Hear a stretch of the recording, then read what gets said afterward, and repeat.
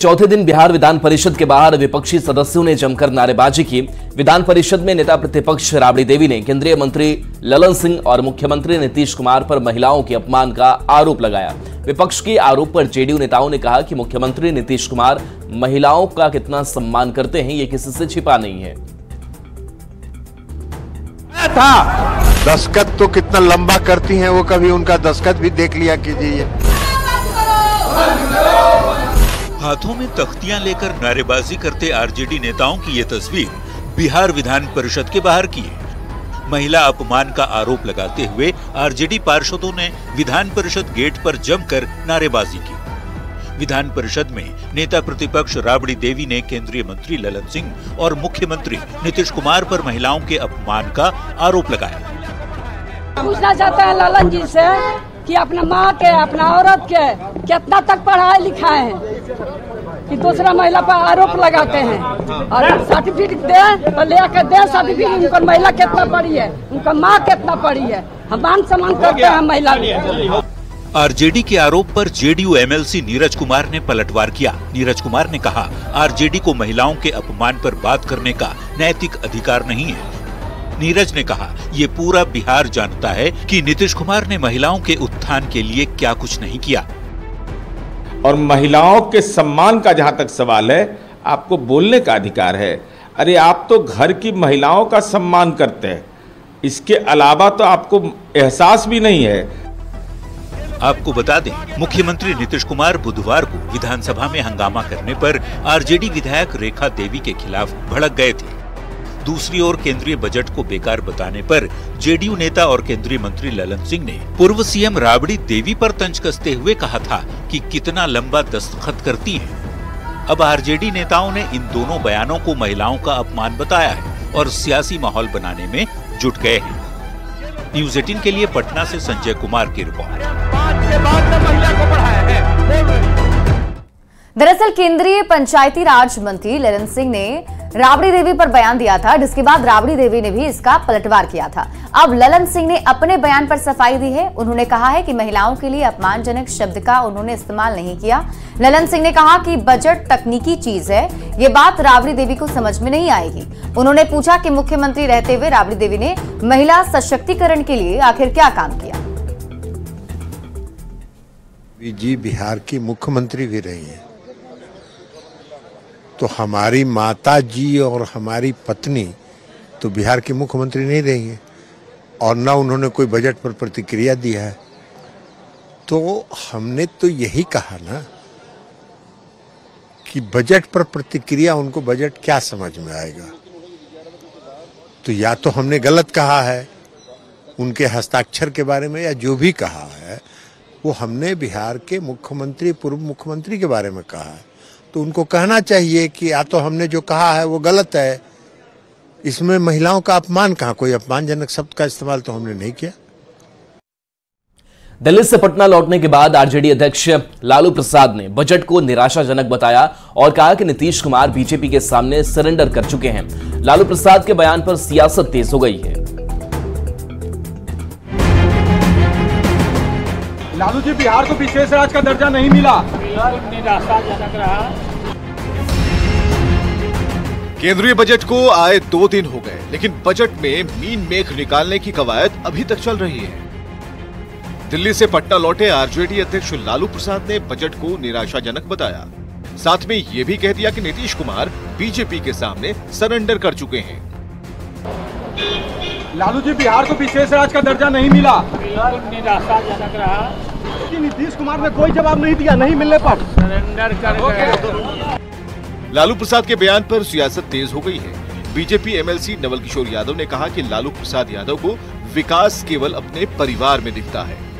लालू यादव जी के पार्टी और लालू यादव जी के परिवार में झुनझुना ढोलक से ज्यादा कुछ है ही नहीं, इसलिए ढोलक और झुनझुना से ज्यादा बात और घंटी से ज्यादा बात वो सोच भी नहीं सकते। बिहार का विकास, बिहार का कम्युनिकेशन का व्यवस्था उनको अच्छा नहीं लगता है। उनको अपने परिवार के विकास के अलावा कोई अच्छा नहीं लगता। दूसरी तरफ जेडीयू एमएलसी नीरज कुमार ने कहा कि लालू प्रसाद यादव लगातार आरोपी होने के नाते सरेंडर करते रहे हैं, इसलिए उन्हें सरेंडर करने से लगाव है।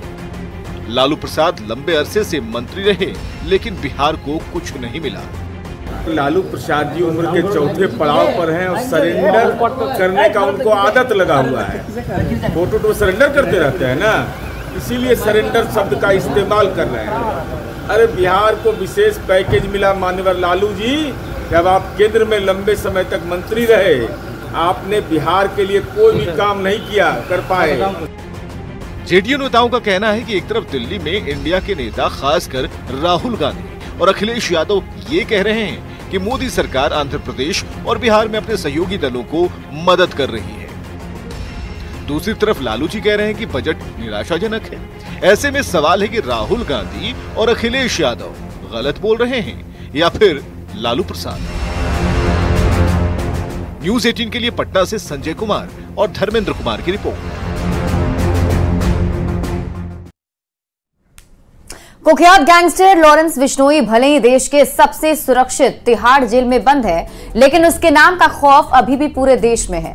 उसके गुर्गे भारत के कोने कोने तक फैले हुए हैं, जिसके एक इशारे पर आम से लेकर खास तक ठिकाने लगा दिए जाते हैं। खतरनाक हथियारों की डिलीवरी करते हैं और इसी सिलसिले में गोपालगंज पुलिस ने बिश्नोई गैंग के 3 गुर्गों को गिरफ्तार किया है, जो किसी बड़ी वारदात को अंजाम देने के फिराक में थे, जिसे पुलिस ने नाकाम कर दिया है।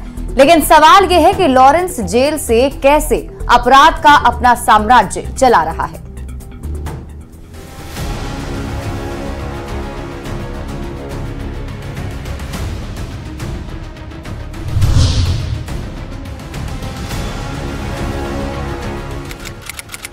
लॉरेंस बिश्नोई, पूरे देश में खौफ और दहशत का यही वो नाम है जिसके गुर्गे पूरे देश में फैले हुए हैं।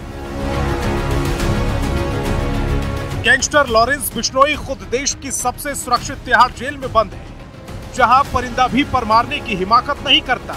उस जेल की सेल से लॉरेंस बिश्नोई पूरे देश में अपना साम्राज्य चला रहा है। उसके इशारे पर गैंग के गुर्गे आपराधिक वारदातों को अंजाम दे रहे हैं, जिससे पुलिस महकमे में खलबली मची है। पुलिस लगातार गिरफ्तारियां कर रही है। गोपालगंज पुलिस ने बिहार एटीएफ की मदद से तिहाड़ जेल में बंद गैंगस्टर लॉरेंस बिश्नोई के एक और गुर्गे को गिरफ्तार किया है,